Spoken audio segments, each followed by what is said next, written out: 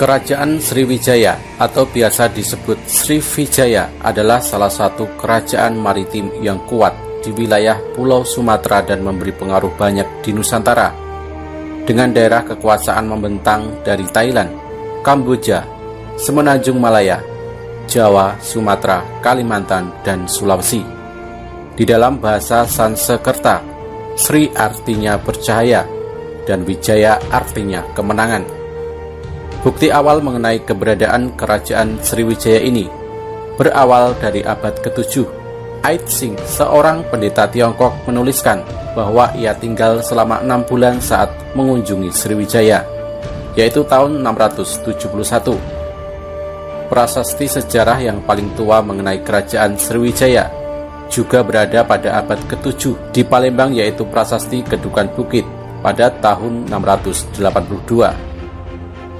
Dikarenakan terjadi beberapa peperangan, diantaranya serangan dari Raja Dharmawangsa Teguh di tahun 990 dari Jawa, menjadikan pengaruh kerajaan Sriwijaya terhadap daerah bawahannya mulai berkurang, dan serangan Rajendra Chola I dari Coromandel di tahun 1025. Selanjutnya, di tahun 1183, Sriwijaya di bawah kendali kekuasaan kerajaan Dharmasraya. Setelah Sriwijaya runtuh, kerajaan ini terlupakan dan eksistensinya baru diketahui secara resmi tahun 1918 oleh sejarawan Jos Codes dari Perancis. Tidak ditemukan catatan lebih lanjut mengenai kerajaan Sriwijaya dalam sejarah Indonesia. Masa lalunya yang sudah terlupakan dibentuk kembali oleh sarjana asing. Tidak ada orang Indonesia terkini yang mendengar mengenai sejarah kerajaan Sriwijaya sampai tahun 1920-an, ketika sarjana Perancis Jos Codes menyebarkan penemuannya dalam koran berbahasa Belanda dan Indonesia. Codes menyatakan bahwa referensi Tiongkok dalam San Futsi sebelumnya dibaca Sriboja, dan beberapa prasasti dalam Melayu kuno bersumber pada kekaisaran yang sama. Kerajaan Sriwijaya menjadi ikon kebesaran Sumatera awal dan kerajaan besar Nusantara di Jawa Timur selain Majapahit. Pada abad ke-20, kedua kerajaan tersebut menjadi rujukan oleh kaum nasionalis untuk menunjukkan bahwasannya Indonesia adalah salah satu kesatuan negara sebelum kolonialisme Belanda. Tertulis berbagai macam nama Sriwijaya. Orang Tionghoa menyebutnya San Futsi, Sihlifosi, atau Sanfoki. Dalam bahasa Pali dan Sanskerta, kerajaan Sriwijaya disebut Javadeh dan Yavades. Khmer menyebutnya Melayu dan bangsa Arab menyebutnya Zabat. Banyak nama menjadi alasan lain mengapa Sriwijaya sangat sulit ditemukan. Sementara dari peta Ptolemeus ditemukan keterangan mengenai adanya 3 pulau Sabadeh Bay yang dimungkinkan berkaitan dengan Sriwijaya. Pierre Yves Mengwen melakukan observasi sekitar tahun 1993 dan berpendapat bahwa pusat kerajaan Sriwijaya berada di Sungai Musi antara Bukit Sabukingking dan Seguntang, terletak di Provinsi Sumatera Selatan sekarang.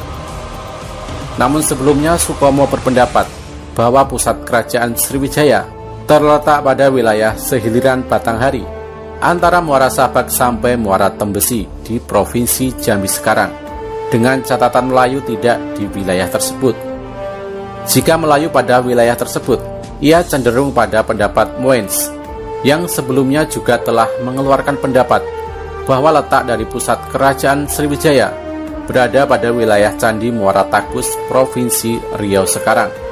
Dengan perkiraan petunjuk arah perjalanan dalam catatan Ait Sing, serta hal ini juga dapat dikaitkan dengan adanya berita tentang pembangunan sebuah candi yang dipersembahkan oleh Raja Sriwijaya tahun 1003 kepada Kaisar Cina yang diberi nama Cheng Tin Wansu, candi bungsu sebagian dari candi yang terletak di Muara Takus. Namun yang pasti pada masa penaklukan oleh Rajendra Chola I, berdasarkan prasasti Tanjore, Sriwijaya telah beribu kotakan di Kadaram, yakni Kedah sekarang. Pembentukan dan pertumbuhan kerajaan Sriwijaya. Belum banyak bukti fisik mengenai kerajaan Sriwijaya yang bisa ditemukan. Kerajaan ini merupakan negara maritim dan menjadi pusat perdagangan. Namun kerajaan ini tidak meluaskan kekuasaannya di luar wilayah Kepulauan Asia Tenggara, dengan pengecualian berkontribusi untuk sebuah populasi Madagaskar sejauh 3.300 mil di wilayah barat. Beberapa ahli masih berselisih kawasan yang menjadi pusat pemerintah Sriwijaya. Selain itu, bisa jadi kerajaan ini biasa memindahkan pusat pemerintahannya. Namun kawasan yang menjadi ibu kota masih tetap diperintah secara langsung oleh penguasa, sedangkan daerah pendukungnya dipimpin oleh datu setempat. Sesuai dengan catatan Aitsing, Kekaisaran Sriwijaya telah ada sejak tahun 671. Pada tahun 682 dari Prasasti Kedukan Bukit, diketahui imperium ini di bawah kepemimpinan Daputahiang. Di abad ke-7 ini, orang Tionghoa mencatat bahwa terdapat dua kerajaan, yaitu Kedah dan Melayu, menjadi bagian kekuasaan Sriwijaya. Berdasarkan Prasasti Kota Kapur pada tahun 686, ditemukan di Pulau Bangka. Bagian selatan Sumatera ini telah dikuasai Kemaharajaan Sriwijaya, Pulau Bangka dan Belitung hingga Lampung. Prasasti ini juga menyatakan bahwa Sri Jayanasa telah melancarkan petualangan militer untuk menghukum bumi Jawa yang tidak mau berbakti kepada Sriwijaya. Peristiwa ini bersamaan dengan runtuhnya Kerajaan Holling atau Kalingga di Jawa Tengah dan Tarumanegara di Jawa Barat yang kemudian besar akibat diserang oleh Sriwijaya.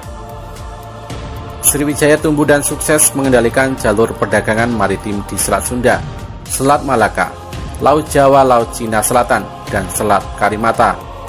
Ekspansi kerajaan ini ke Semenanjung Malaya dan Jawa menjadikan Sriwijaya mengontrol dua pusat perdagangan di Asia Tenggara. Berdasarkan penelitian, ditemukan reruntuhan candi-candi Sriwijaya di Kamboja dan Thailand. Pelabuhan Cem di sebelah timur Indochina di abad ke-7 mulai mengalihkan banyak pedagang dari Sriwijaya. Untuk mencegah hal tersebut, Maharaja Dharmasetu melakukan beberapa serangan ke kota-kota pantai di Indochina. Kota Indrapura di wilayah tepi Sungai Mekong di awal abad ke-8 berada di bawah kendali kerajaan Sriwijaya.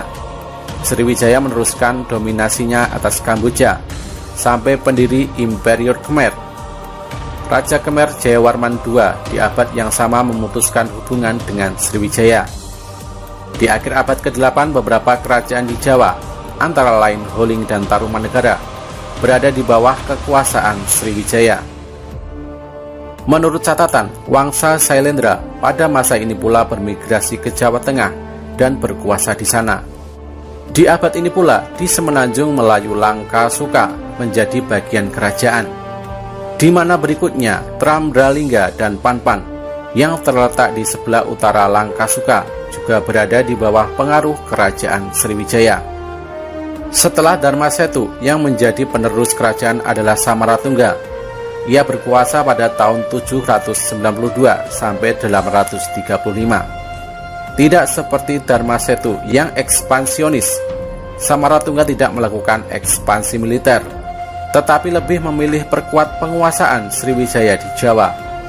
Selama masa kepemimpinannya, Samaratungga membangun Candi Borobudur di Jawa Tengah, yang selesai pembangunannya pada tahun 825. Sebagai pusat pengajaran agama Buddha Vajrayana, Sriwijaya menarik banyak peziarah dan sarjana dari berbagai negara di Asia. Antara lain Aitsing, seorang pendeta dari Tiongkok yang melakukan ekspansi ke Sumatera.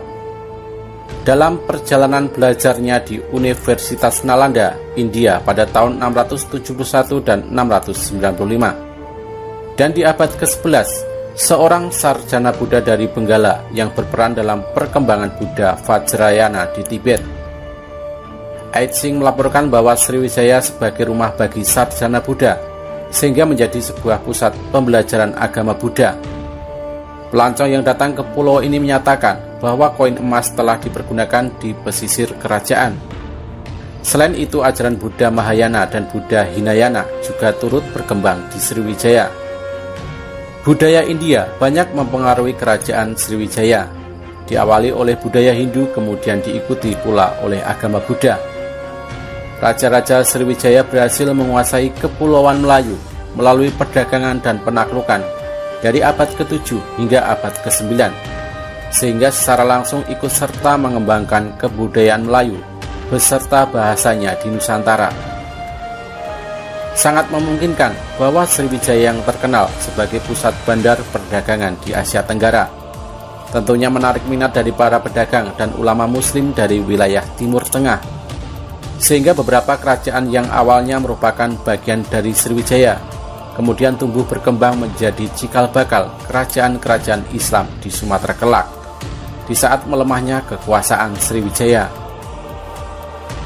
Ada sumber yang menyatakan karena adanya pengaruh orang Muslim Arab yang banyak berkunjung di Sriwijaya, maka pada tahun 718 Sri Indrawarman, Raja Sriwijaya, memeluk Islam, sehingga sangat memungkinkan kehidupan sosial Sriwijaya ialah masyarakat sosial yang di dalamnya adalah masyarakat Muslim dan Buddha sekaligus.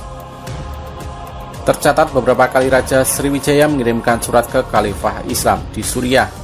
Pada salah satu teks berisi permintaan agar Khalifah Sudi mengirimkan dai ke istana Sriwijaya. Surat itu ditujukan kepada Khalifah Umar bin Abdul Aziz, yaitu 717 sampai 720 Masehi. Di dalam dunia perdagangan, Sriwijaya menjadi penguasa dalam mengendalikan jalur perdagangan antara Tiongkok dan India, yakni dengan penguasaan atas Selat Sunda dan Selat Malaka. Orang Arab mencatat bahwa Sriwijaya mempunyai aneka komoditi seperti kayu gaharu, kapur barus, kapulaga cengkeh, pala, gading, timah, dan emas, yang membuat Raja Sriwijaya kaya seperti raja-raja di India. Kekayaan yang amat banyak ini telah memungkinkan Sriwijaya membeli kesetiaan dari vasal-vasalnya di seluruh Asia Tenggara. Pada paruh pertama abad ke-10, di antara jatuhnya dinasti Tang dan naiknya dinasti Song, perdagangan dengan luar negeri cukup heboh, terutama Fujian, negeri kaya Guangdong, Kerajaan Ming, dan Kerajaan Nanhan. Tak diragukan lagi Sriwijaya meraup keuntungan dari perdagangan ini.